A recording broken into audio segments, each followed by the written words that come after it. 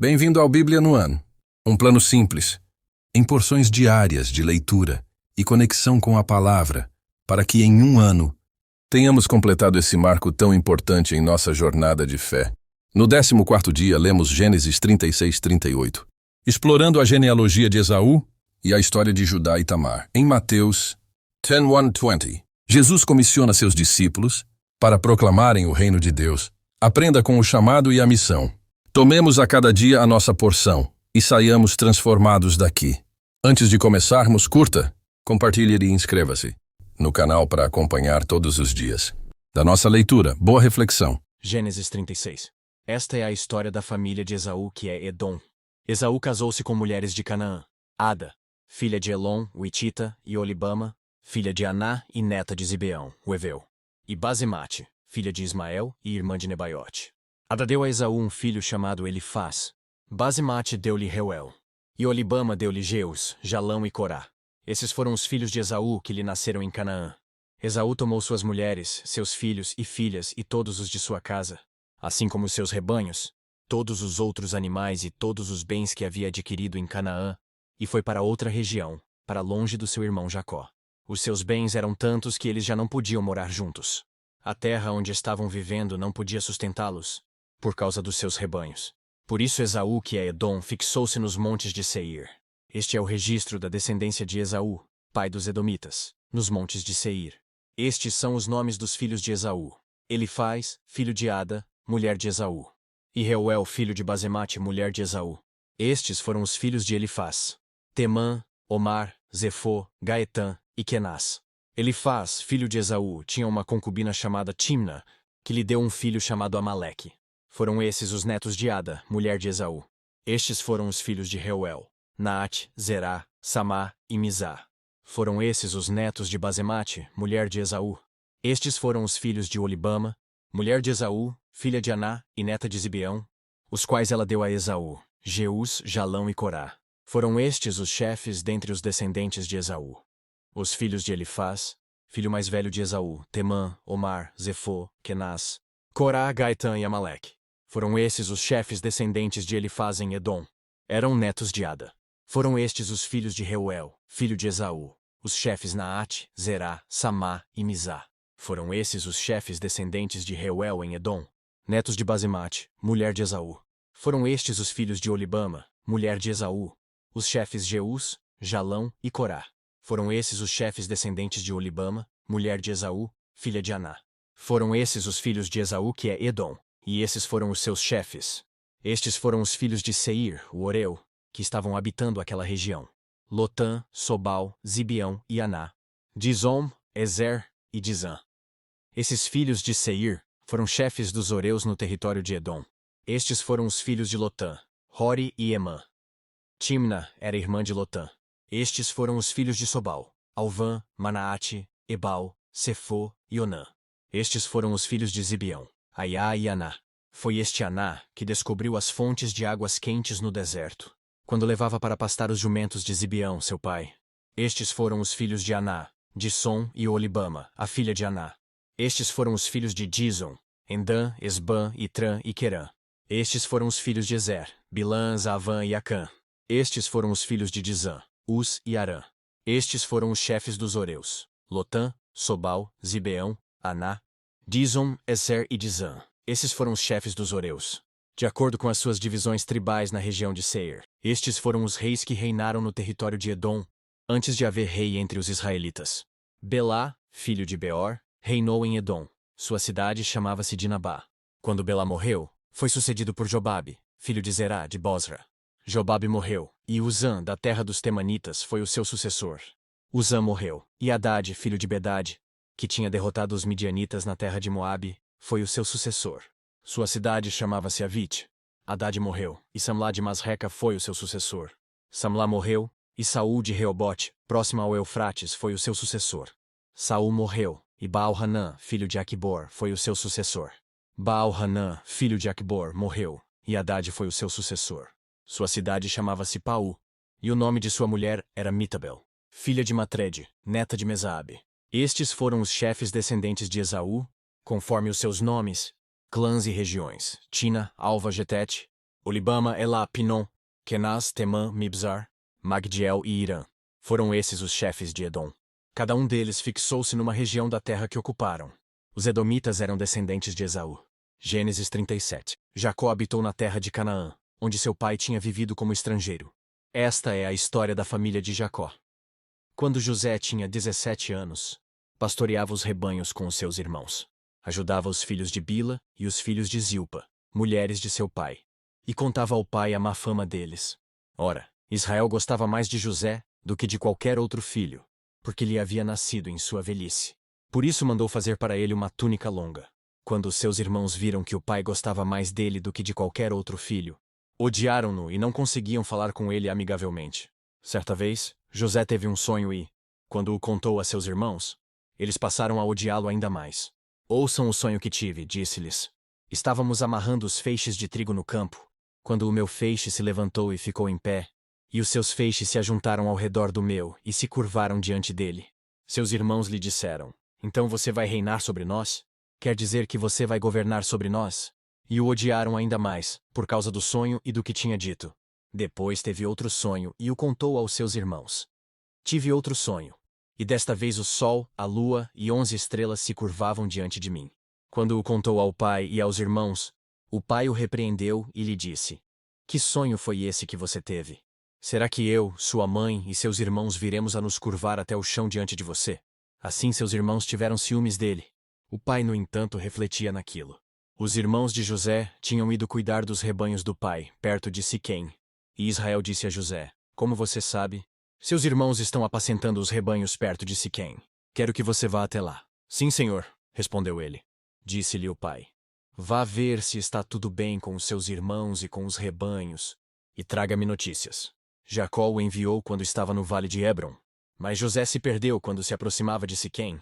Um homem o encontrou vagueando pelos campos, e lhe perguntou, que é que você está procurando?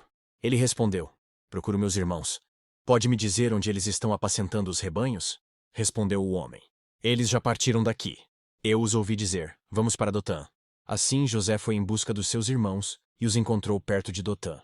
Mas eles o viram de longe e, antes que chegasse, planejaram matá-lo. Lá vem aquele sonhador, diziam uns aos outros. É agora. Vamos matá-lo e jogá-lo num destes poços. E diremos que um animal selvagem o devorou. Veremos então o que será dos seus sonhos. Quando Ruben ouviu isso, tentou livrá-lo das mãos deles, dizendo, não lhe tiremos a vida. E acrescentou, não derramem sangue. Joguem-no naquele poço no deserto, mas não toquem nele.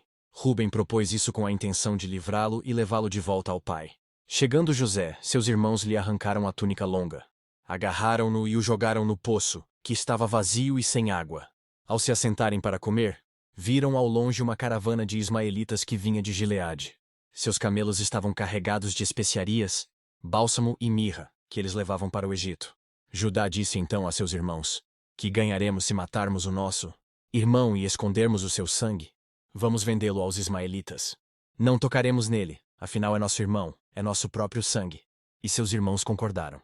Quando os mercadores ismaelitas de Midian se aproximaram, seus irmãos tiraram José do poço e o venderam por 20 peças de prata aos ismaelitas, que o levaram para o Egito. Quando Ruben voltou ao poço e viu que José não estava lá, rasgou suas vestes e, voltando a seus irmãos, disse, o jovem não está lá. Para onde irei agora? Então eles mataram um bode, mergulharam no sangue a túnica de José e a mandaram ao pai com este recado. Achamos isto.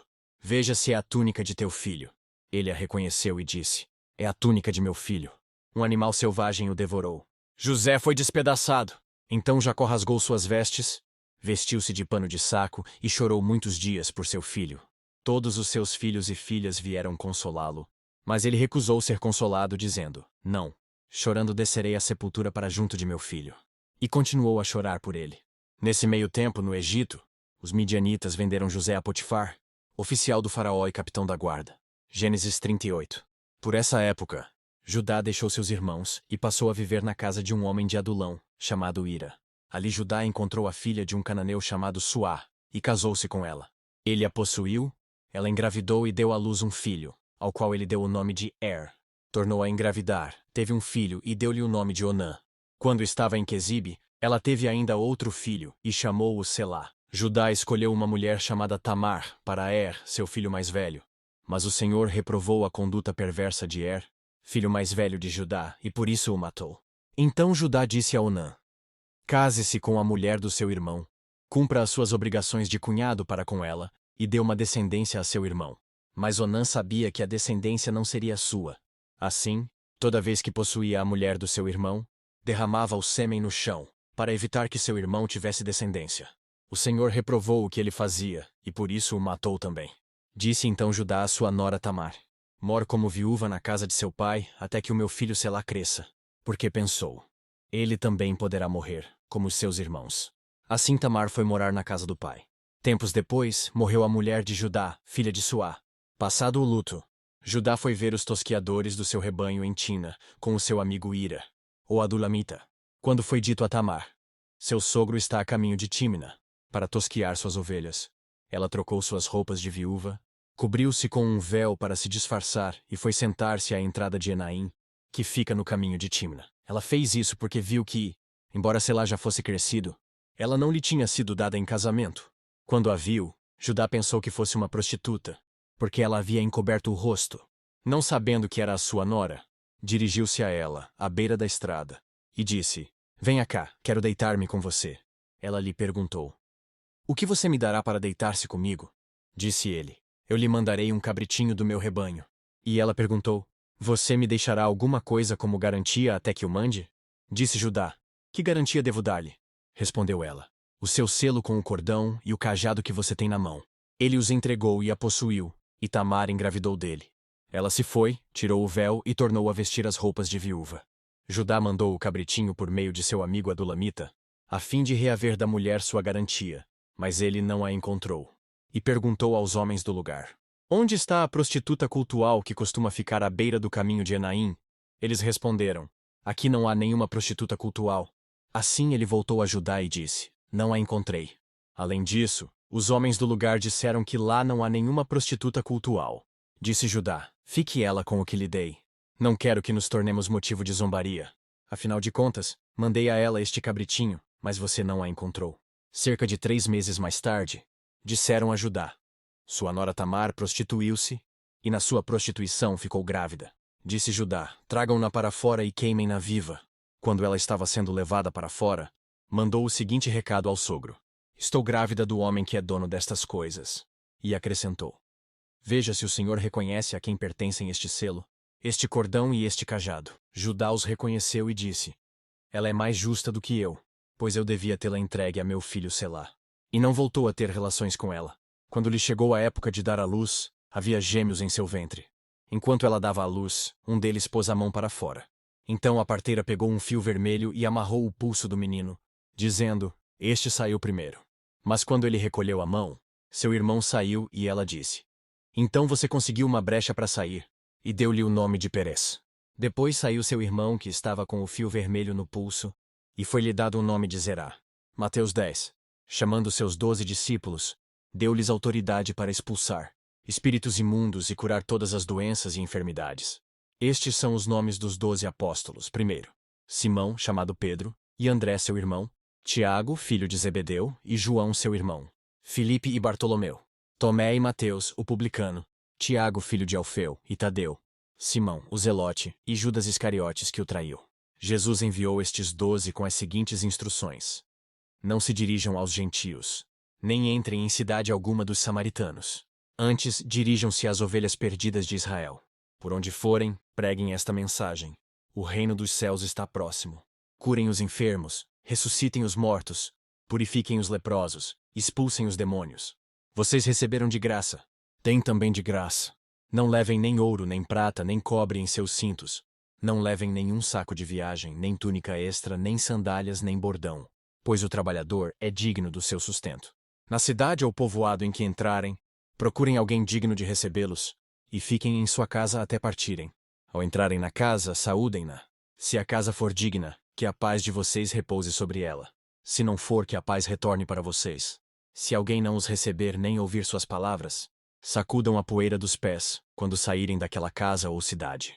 Eu lhes digo a verdade: no dia do juízo haverá menor rigor para Sodoma e Gomorra do que para aquela cidade. Eu os estou enviando como ovelhas entre lobos.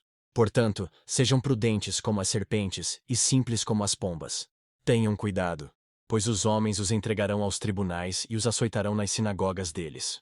Por minha causa, vocês serão levados à presença de governadores e reis como testemunhas, a eles e aos gentios. Mas quando os prenderem, não se preocupem quanto ao que dizer ou como dizer. Naquela hora lhes será dado o que dizer, pois não serão vocês que estarão falando, mas o Espírito do Pai de vocês falará por intermédio de vocês.